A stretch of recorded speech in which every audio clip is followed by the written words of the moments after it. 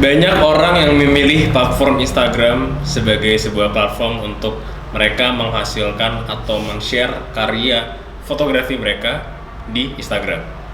Dan termasuk teman-teman gue yang sebelumnya bukan fotografer tapi mereka suka foto, awalnya cuma suka terus belajar lalu di-upload di Instagram. Tapi apa kamu tahu algoritmanya?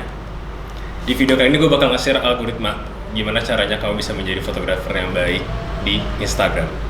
Tapi videonya setelah bumper.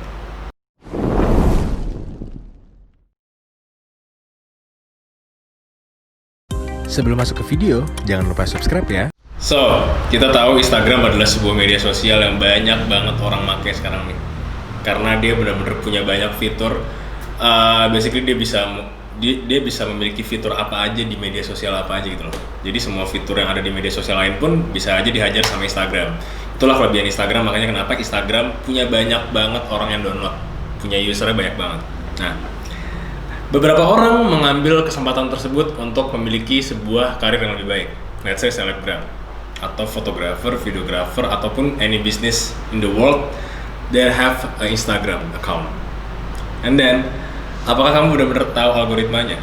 Nah, di video kali ini gue bakal share tentang gimana caranya kita sebagai seorang fotografer bisa men-share karya kita, portofolio kita dengan baik, dan bagaimana portofolio kita bisa tercapai oleh orang-orang banyak, bisa dilihat oleh banyak orang. Karena percayalah, sebuah karya tidak akan bisa ternilai tanpa ada orang yang melihatnya. Oke, jadi sebenarnya ada beberapa tips sih, kayak gitu. Jadi yang pertama adalah make the best photos. Yang jelas kita harus bikin sebuah konten yang menarik, kita harus bikin foto yang bagus. Jangan sampai foto tersebut membuat kita hanya menjadi fotografer amatir, kayak gitu.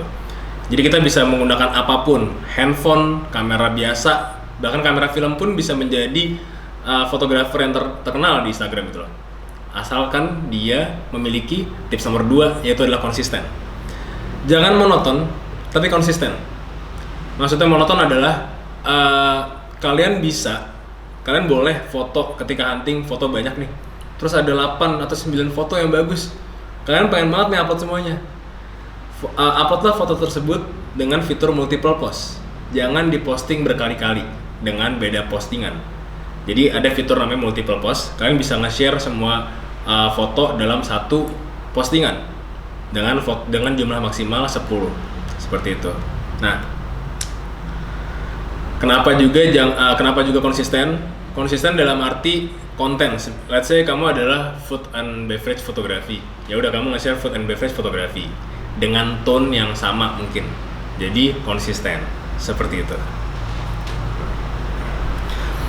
Tips number 3 is analisislah jam terbaik di mana kamu ngupload sebuah foto. Biasanya gue waktu itu melakukan survei. Gue ngupload foto jam 1 siang, jam 2 siang misalnya di hari Jumat, karena mungkin itu adalah break time untuk orang-orang yang misalnya beragama Islam habis sholat Jumat, kayak gitu.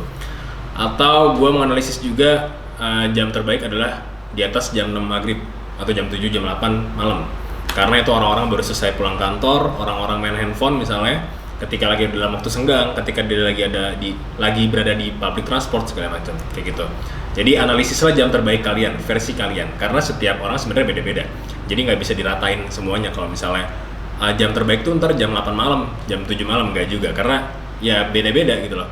Bisa aja follower kalian ternyata lebih banyak orang-orang luar negeri, yang mana perbedaan jamnya terasa seperti itu. Jadi kalian harus analisis, kalian bisa upload di beberapa minggu pertama jam berapa aja, kalian cari tahu di jam berapa sih dan di hari apa like gue terbanyak, foto gue tuh dilihat orang, kayak gitu. Tips number 4, personal branding. Ketika kalian menjadi seorang fotografer, kalian memiliki konten yang bagus, kalian mengetahui jam-jam yang baik untuk mengupload foto, tapi personal brandingnya kurang.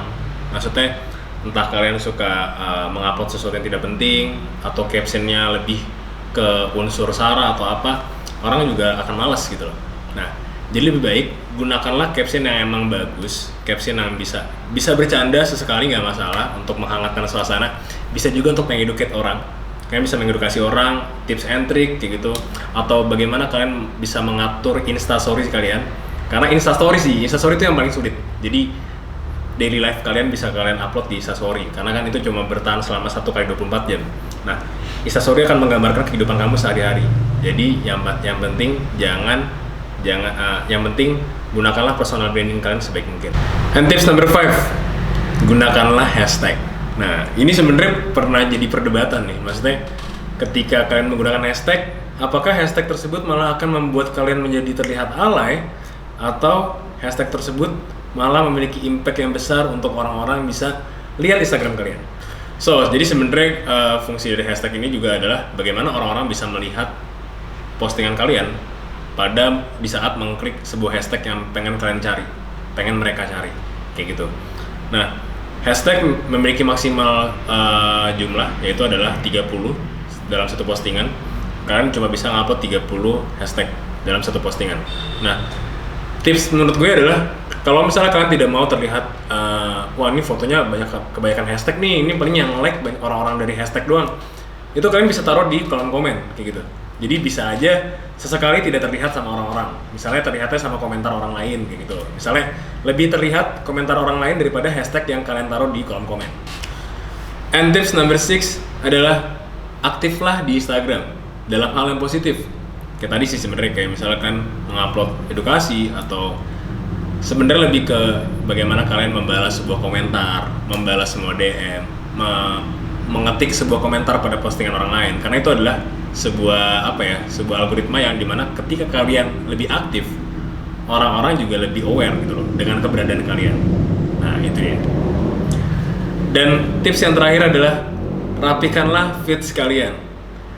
Kita bicara tentang bagaimana Instagram dilihat oleh banyak orang, bagaimana Instagram kamu dilihat oleh banyak orang, dan postingan feeds-nya rapi. Gue punya banyak temen yang fotonya bagus-bagus banget, bagus-bagus gila, tapi dia kurang dalam memanage feeds dari Instagramnya dia, kayak gitu. Nah, dia kurang memanage dari feeds Instagramnya, dia juga tidak bisa memperlihatkan keestetikan dalam bentuk feeds.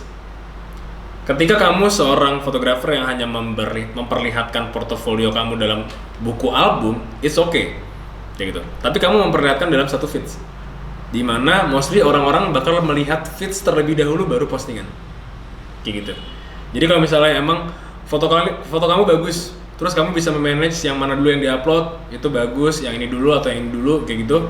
Terus orang-orang melihat Instagram kamu, wah, orang-orang lihat Instagram kamu, fotonya bagus, feeds-nya juga rapi, orang itu bakal follow, kayak gitu loh. Ya nggak mesti sih, tapi mostly ketika melihat keestetikan sebuah feeds dan juga sebuah postingan, kenapa enggak? So, itu dia gimana caranya algoritma di Instagram. Karena emang kerjaan gue sehari-hari tentang social media management, Instagram, branding, segala macam. So, nama gue Jody Himawan. Gue pengen terima kasih juga buat Fujishop yang sudah mensponsori video ini. Terima kasih juga buat kalian yang sudah nonton, yang udah like, comment, dan subscribe. Jangan lupa juga. So, sampai jumpa di video selanjutnya. Dadah.